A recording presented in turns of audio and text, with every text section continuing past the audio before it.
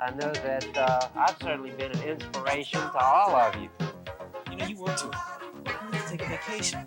We sure are. I was just finishing up a little survey of the central nervous system and how it Wait, the brain. cut the lecture. Just tell us about the super watch you have here. This watch is set to the National Bureau of Standards in Fort Collins, Colorado. And if it's synchronized exactly with the school clock, we should have exactly 10 seconds left till summer vacation. 7, 6, 5, 4, 3, 2. The fun, though, this 1. year was 76.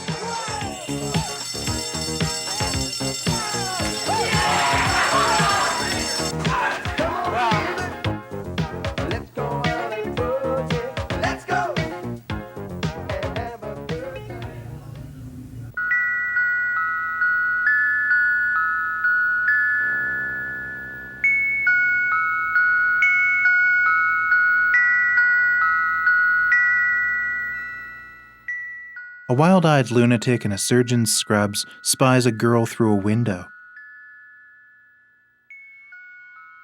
He holds a bloody scalpel.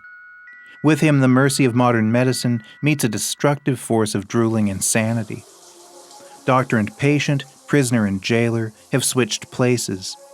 A madman dressed as a doctor or nurse is, invariably, a metaphor for the cloak of sanity among the professional class. A citizen above suspicion, armed with the physician's authority and the fearsome instruments of the healer's calling. It's later implied that the same man is a violent patient at a local hospital who's scheduled for a lobotomy, and who has secretly escaped. What follows from that revelation plays out in a curious riff on the stock commercial slasher movie. But even this culminates in a series of dreams and false endings.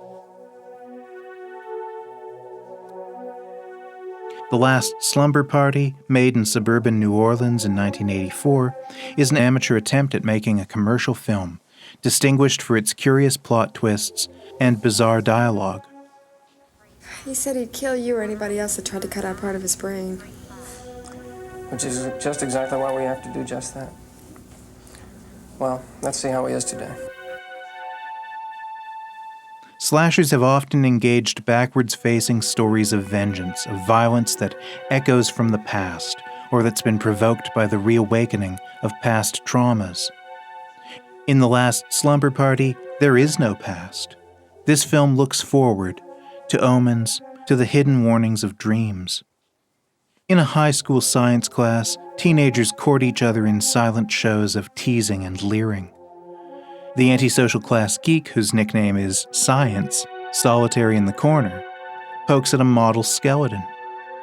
Handsome jocks and pretty girls fill out the remainder of the central cast.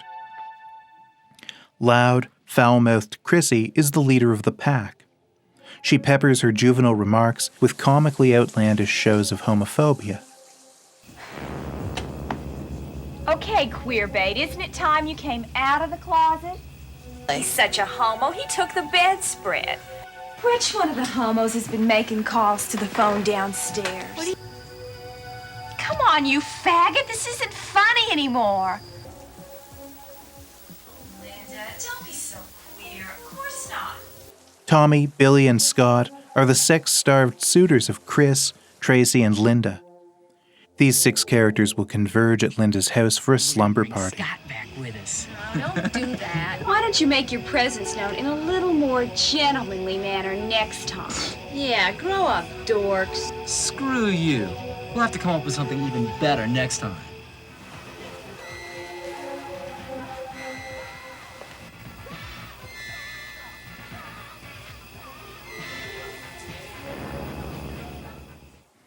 Linda is the most virginal, hardest working, and mature of her trio of friends.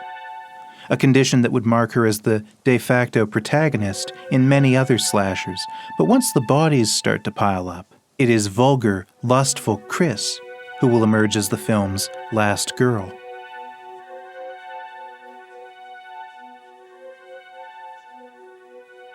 The escaped lunatic and the slumber party cross as if by fate.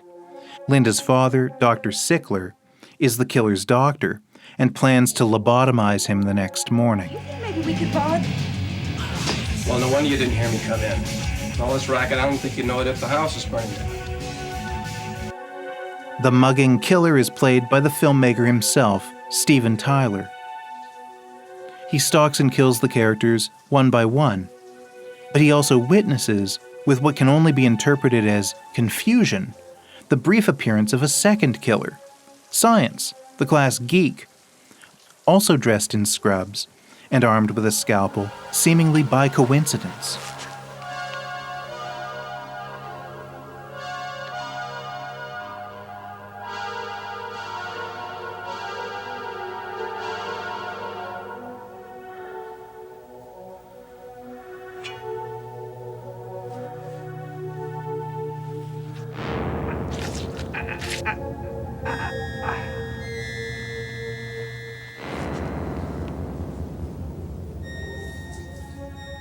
Tyler combines self-consciously funny and clever turns like this with curious, Baroque variations on the form of the slasher. For instance, when the camera takes a menacing, voyeuristic tour of a bathroom where Chris is having a shower, surveying the room in an extended 3-minute sequence.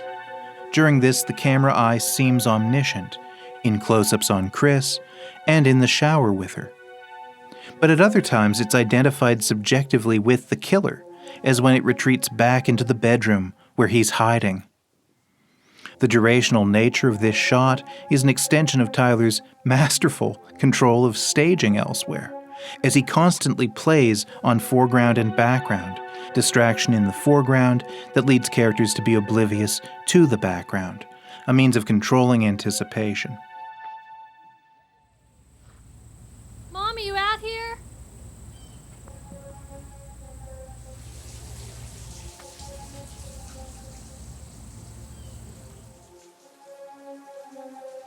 The Last Slumber Party departs from amateur craft and commercial aspiration at the midpoint when it takes an unexpected detour.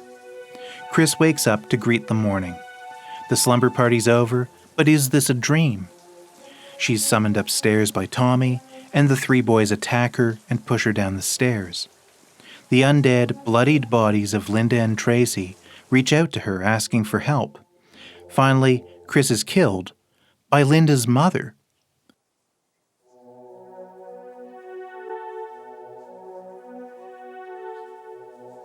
She wakes again to find herself returned to the night before, still at the slumber party. The dream sequence serves several purposes. It establishes Chris as the unexpected central protagonist, whose perspective is now rattled by her nightmare.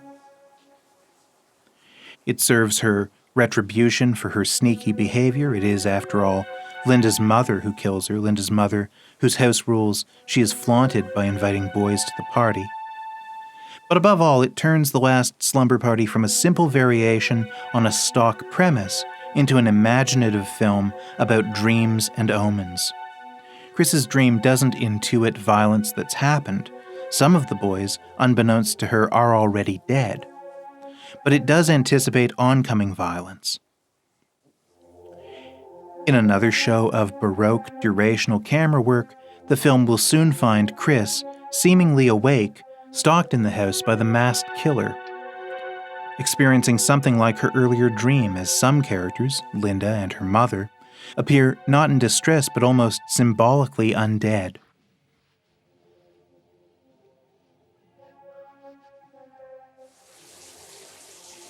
After stabbing the killer, Chris collapses like a marionette with its strings cut. Are we still in a dream? The structure of dreams begins to intrude on the plot.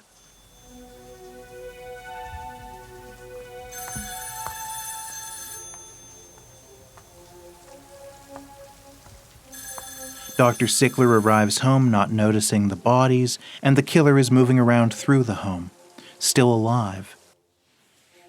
When Dr. Sickler is called back to the hospital, he manifests there almost immediately and is murdered by his patient.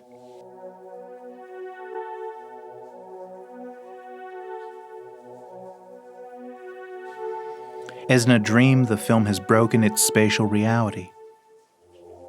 Dr. Sickler's body floats in the family swimming pool, and when Chris attempts to recover it, she's murdered by the masked killer. Chris is then woken up by a phone call from Tracy, to whom she recounts her bad dream, and as if in a loop, they go to Linda's house. When they arrive, Linda gets a phone call warning that the patient has escaped. When she goes to get her mother, the killer sneaks into the house behind her, later taking her hostage as the girls enter the house. It's implied that their ordeal will play out again, slightly differently.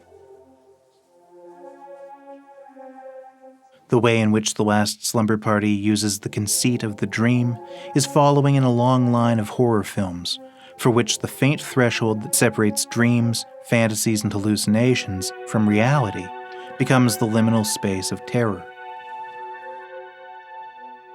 In the case of Tyler's film, it's plainly indebted to the coda of Friday the 13th, in which last girl Alice dreams of the disfigured Jason Voorhees attacking her on the lake.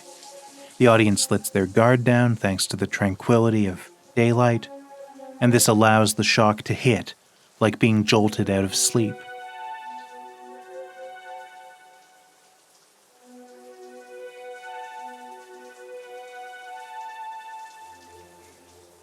The logic of the slasher movie is straightforward compared to forms that anticipate it, such as the old dark house mystery and the willfully convoluted giallo. Slasher tropes become the stuff of easy adaptation. Because it most often deals with trauma and vengeance, the slasher movie can also host deep resonances, a formula that can open to creative and even personal variation. But its logic is seldom challenged on the level of form. Subversion is typically reserved for the twists and surprises of story. The Last Slumber Party is exceptional in this sense, by allowing the characters to occupy an oniric space where dreams and other digressions challenge the asserted reality of plot. It becomes like the messy extemporization of campfire storytelling. But also surreal, bowing to the intuition of dreams, the concealed truths of the subconscious, indicative of the collaborative dream life of adolescent friendships, and of the strange fear that creeps in when dreams reveal themselves.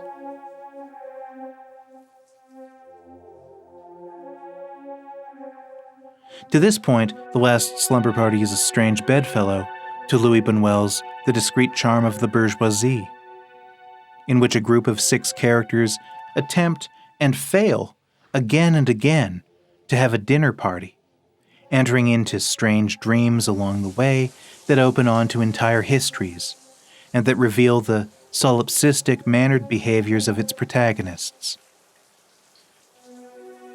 For Chris, Linda, Tracy, Tommy, Scott, and Billy, their lack of a mature front, their vulgar appetites, and self-conscious posturing draw them even closer to the oniric territories of surrealism, albeit a vernacular surrealism that asserts itself somewhere between incompetence and passion. It may be no coincidence that Louis Buñuel's son, Raphael, wrote a screenplay for an American slasher, Fatal Games. The cliches of commercial cinema are automatic, and thus invite other automatic processes that might yield to the subconscious.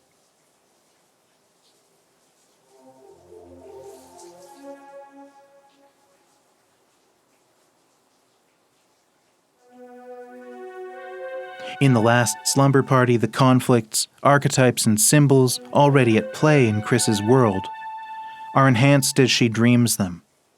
And, as in a dream, the audience only learns to distrust what they're shown when it's too late.